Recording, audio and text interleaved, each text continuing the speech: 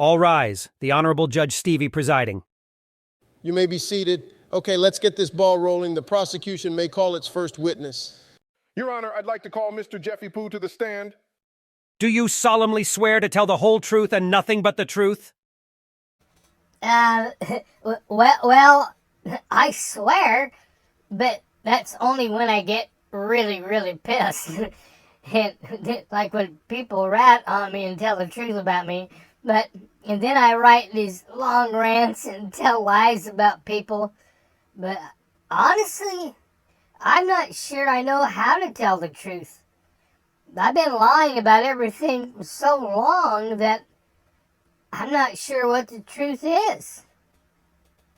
Oh, Lord, well, do the best you can then, but please try to get as close to the truth as possible. I know that may be difficult, but try anyway. Okay, I'll try, but I can't guarantee anything. Okay, please be seated on the witness stand. Mr. Prosecutor, you may begin. Mr. Jeffy Pooh, I'm assuming by your actions and total lack of a conscience that you do not actually believe in God or that you are accountable to a holy God. Is that correct? Well, to be honest, which is really, really hard for me to do, I think I'm like most of the people nowadays that believe we evolved from monkeys or rats or snakes or something. Based on your behavior and actions, let's say it was from snakes. That would be the most fitting, I believe. Okay, yeah. I evolved from snakes, which is why I've been such a snake and scamming people for years. But aren't snakes supposed to be the smartest or the wisest of all the animals? I think the Bible does say that the serpent was more cunning than all the other animals, but let's just say that they don't make them like they used to. Hey, well, okay, so what's your question? Mr. Jeffy Pooh, please explain to me the origin of the universe. Explain to me how nothing existed, then somehow matter, energy, time, space, and life itself was able to create itself from nothing and become what we see today. Well, in school, they told us that all of that has always existed. So it didn't create itself, it was just there. It has always been there. Mr. Jeffy Pooh, have you ever heard the phrase cause and effect? That for every effect there must be an adequate cause? Yeah, I've heard that. I'm not sure what it means, but I've heard it. Mr. Jeffy Pooh, it means that for anything that happens, there must be a cause or something that caused it to happen. You can't have something that just is. There had to be an origin or an event in time that created it. You can't just say it always was. That's just dumb and contrary to all common sense. Well, that's what we learned in school. It was either that or something about something blew up and big banged or something and created the universe. And if there was a time when there was nothing, what was there to blow up? Wow. You're getting me really confused. If there was nothing, then I guess there wouldn't be anything to blow up. Exactly. And so, Mr. Jeffy Pooh, are you saying that you can't tell me how time, space, matter, and energy were able to create themselves? I guess I just have to take it on faith, since I have no idea how it could have happened. So you're saying it's a matter of faith. So if a person believes that God created the heavens and the earth on the basis of faith, that's no different than you taking it on faith that everything created itself? Yeah, I guess that makes sense. Either way, whichever one you believe, since you weren't there, you just have to take it on faith, regardless of your position. So let me ask you, which faith do you think is more reasonable? Believing in something like evolution that goes contrary to every known law of science and because of those laws makes it impossible for it to occur, or that creation was a supernatural act? Hey, I really don't want to think about that, because if there really is a God, I'm in a lot of trouble. But I don't understand why you say what I believe goes against every law of science. Your Honor, I'd like to call Fred the scientist to the stand to further explain this situation. You may proceed. Do you solemnly swear to tell the whole truth and nothing but the truth? Always, my friend. Mr. Fred, can you please explain some of the scientific laws that evolution breaks? Sure, no problem. The first law that evolution breaks is the first law of thermodynamics. That law states that matter cannot be created nor destroyed, but can only change form. It's also known as the law of conservation. What it proves is that there is no such thing as spontaneous generation, a theory that was disproven over 100 years ago. This law is true science, and something that can be tested and observed, unlike evolution. Since this law is a fact, it's showing that the creation we see required a supernatural cause that was not subject to the laws of thermodynamics. Thank you. You may continue. The next law that evolution breaks is the second law of thermodynamics.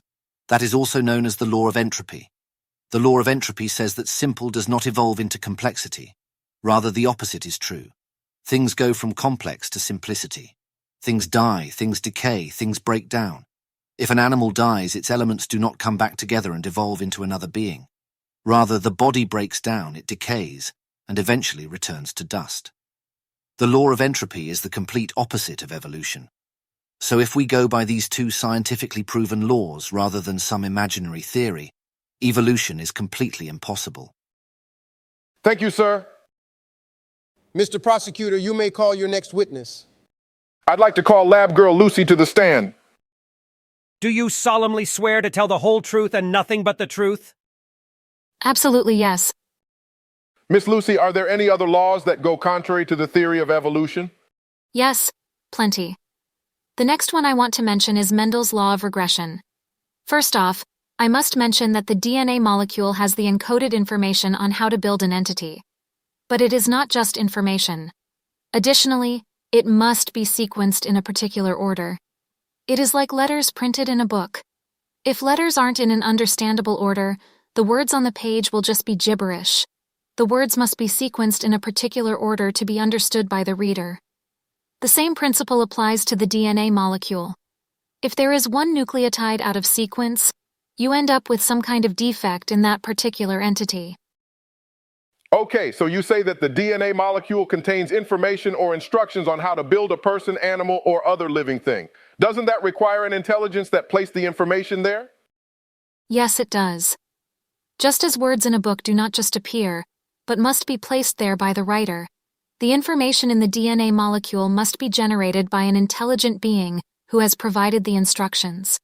Since the information required for building, as an example, a human body, must be placed in the DNA, and must be in proper sequence, that requires an intelligence far, far beyond anything that we as human beings could produce. It requires a divine being who placed the information with instructions inside the molecule. So evolution states that things were able to evolve and mutate from one species to another, going from the simple to the complex. Are species actually able to mutate into other species? According to the law of regression, that is impossible. And also I must mention that a mutation is not a gain in information, but a loss of information. Since that is true, it is scientifically impossible for a species to mutate into a higher being. The law of regression states that the DNA places limits on the amount of mutation allowed. Mutations can only go so far, then it reverts, or regresses, back to its original form. That means the DNA molecule will only allow a certain amount of change. This also means that according to proven science, mutating from a lower being to a higher form is totally impossible. So is that why we don't see things evolving or have ever seen any evidence of one thing evolving into another? Exactly right. Even the fossil record shows absolutely no evidence of one species evolving into another. Atheists claim that at some point evolution stopped, which is why we don't see any intermediate species today. But that is total conjecture, and just a very stupid theory to hold. We also have unearthed thousands upon thousands of fossils that all show specific species in their original form. There has never been one fossil ever discovered that showed even a tiny bit of evidence of one species evolving into another. If evolution were true, we would discover thousands of examples of intermediate species. But just like proven laws of science, the fossil record screams out against the theory of evolution. Common sense dictates that evolution is a totally untenable theory. Your Honor, the prosecution rests. We believe we've presented enough evidence to find the theory of evolution impossible according to that evidence. After viewing the evidence presented, I am forced to find evolution guilty of fraud. I see absolutely no evidence that would even qualify it as a rational or provable theory. In fact, I would have to find anyone who believes in this hogwash guilty of gullibility and stupidity. Only a fool would believe in such an irrational position that goes contrary to all that we can test and observe. There is not one shred of evidence that evolution has ever occurred, so I must sentence evolution to the realm of fantasy. It's clear from the evidence that atheists are the ones actually believing in fairy tales and espousing nothing but a fantasy that attempts to rid themselves of a holy, righteous God. Psalms 14 verse 1. The fool has said in his heart, "There is no God." If you choose to believe in a theory that goes against all of the laws of the universe, as well as all known and proven biological laws, then you are rightly called a fool.